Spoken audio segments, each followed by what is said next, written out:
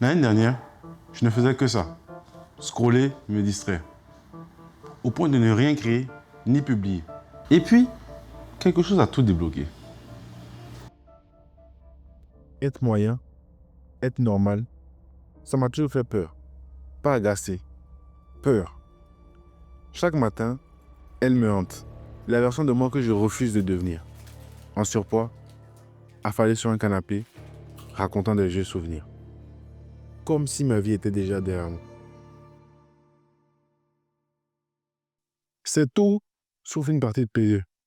Surtout quand tu sais ce que tu veux vraiment. Me démarquer dans 3 domaines compétitifs et construire quelque chose de plus grand que moi. J'en ai marre de cette vision. Marre d'observer la performance, marre d'être un simple spectateur. Il est temps de prendre le taureau par les cornes. Devenir un joueur, un vrai. Temps de construire les fondations. Mais avant d'aller plus loin, laisse-moi t'expliquer comment j'en suis en arrivé là. Après plus de 10 ans passés à l'étranger, me voici de retour dans ma Côte d'Ivoire natale pour me réinstaller. Avec un objectif. Je vous l'avoue, qui me dépasse un peu, qui m'effraie. Aider ma famille, faire progresser la ferme familiale et par la même occasion, bâtir un média. Sur le papier, ma vie c'est un film.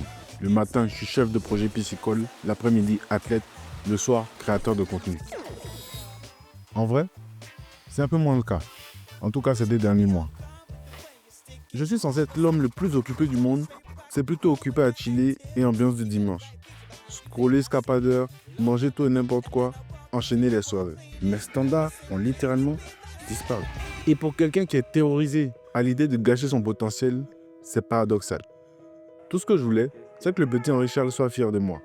Qu'il soit fier que je me dépasse à chaque obstacle. À la place, je me suis retrouvé coincé entre le confort et mes objectifs. Entre ce que je voulais et ce que je faisais vraiment. Je commençais à perdre le contrôle. Ma discipline s'évaporait. C'était déroutant. Alors j'ai changé d'environnement. Reprise des routines, un peu de challenge et surtout du temps seul avec moi-même. Et là, j'ai compris. Cette dérive, c'est juste un échappatoire.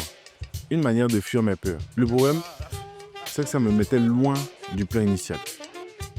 Le pire, c'est que tout a commencé tout doucement. Et sans me rendre compte, c'est devenu normal. À chaque script, chaque tournage, c'était la même scène. Du doute, des interrogations et des milliers de questions.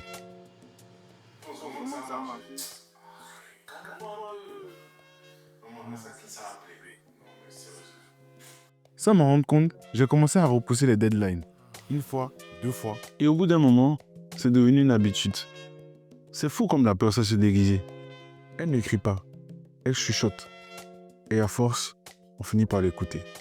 C'était juste que des questions. Franchement, ça irait. Mais non, à l'intérieur, c'était la guerre. Une version de moi, agrippée à mes rêves, tandis que l'autre ne cherchait qu'à fuir. Tiraillant de ces 2 versions de moi, sans véritable direction, j'ai fini par dériver, choisir la facilité. J'avais honte, parce qu'au fond de moi, je savais que j'en étais capable. Et puis un jour, j'ai clairement vu ce qui est en train de se passer. La version de moi que j'étais en train de devenir. Et ça, je ne pouvais pas l'accepter. C'est là que j'ai compris. Si je voulais construire quoi que ce soit, ça devait passer par ma reconstruction. Ça devait passer par moi. Si je voulais changer ma vie, je devais d'abord changer mes fondations. Revenir aux choses que j'avais négligées. Me coucher, me réveiller à des heures régulières. Soigner mon alimentation. Bouger, m'entraîner tous les jours. Et surtout, me réserver du temps pour moi. Libérer mon esprit. En prenant soin de ces petites choses, j'ai commencé à sentir la transformation. Plus d'énergie, plus de focus. J'avais enfin la volonté et la confiance d'en découdre avec le monstre. De le regarder droit dans les yeux. Ça n'a pas été un changement radical.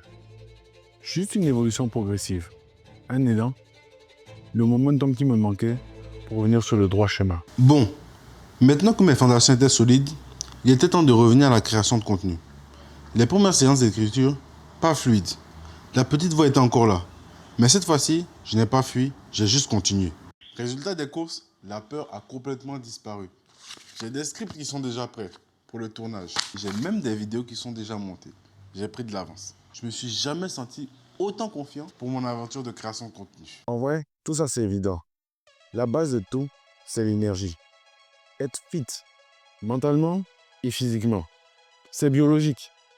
Comment veux-tu affronter tes peurs, poursuivre tes rêves, évoluer et créer si tu es tout le temps en mode batterie à 10%? Il n'y aura pas de miracle. C'est pour ça que je prends soin de mon sommeil, je surveille mon alimentation, je veille à bouger quotidiennement et je prends le temps de me vider l'esprit. Je prends le temps pour moi. Ça peut paraître des gestes simples, mais c'est le socle, la base de tout. Toutes les personnes qui ont réussi ont connu les mêmes phases creuses, les mêmes doutes. Ce qui les a gardés dans le jeu, c'est le fait d'être revenu aux fondamentaux. Et c'est exactement ce que je projette de faire. Maintenant que je reprends l'aventure YouTube, que je poursuis mon rêve, je sais une chose. Tant que mes fondations restent solides, j'aurai l'énergie, le courage et le momentum de jouer le jeu à fond. Écrire, tourner, publier pendant les 12 prochains mois, et peu importe les résultats. C'est tout ce qui compte. Si toi aussi tu procrastines, il y a de grandes choses qui aident la peur. Et pour traverser cette peur, rien n'est tel que de revenir aux fondamentaux. Un pas après l'autre, enchaîner les petites victoires et créer de l'élan, du momentum. Alors je te laisse avec ça. Commence simple, penchant des fondations et tu verras, le reste suivra. Prends soin de toi. Bye.